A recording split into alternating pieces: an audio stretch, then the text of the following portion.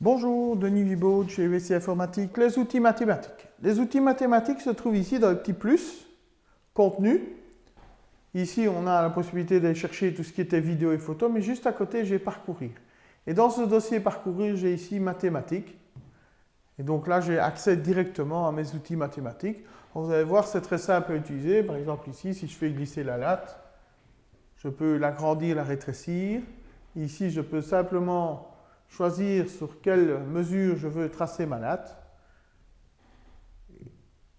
Voilà, et là, je trace. Alors, ce qui va être bien aussi, c'est que quand je clique sur ma droite, si je l'agrandis, vous voyez que la mesure agrandit aussi.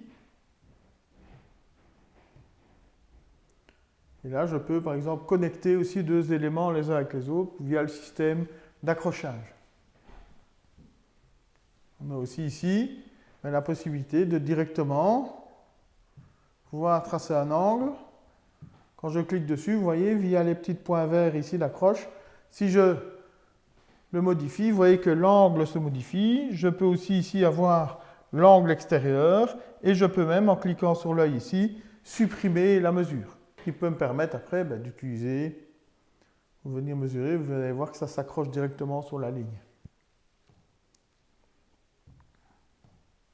Autre outil aussi intéressant, c'est l'équerre.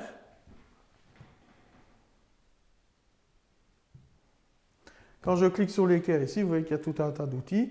Et donc le premier outil que je peux utiliser ici, par exemple, c'est ici. Si je clique sur longueur, je peux tracer simplement une droite sur la base de mon équerre et toujours le petit tampon pour marquer.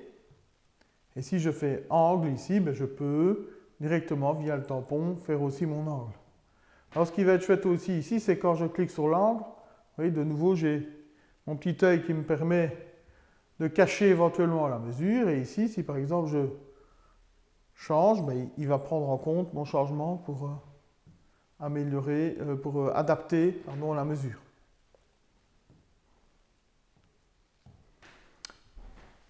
Et alors, le compas, simplement ici, je choisis écartement, et dès que je touche le stylet, ça trace. Si je prends un petit point bleu ici, vous voyez que je peux ne pas tracer. Dès que je touche le stylet, je trace. Je ne trace plus. Et dès que je retouche le stylet, je trace. Donc ça me permet de faire facilement mes constructions.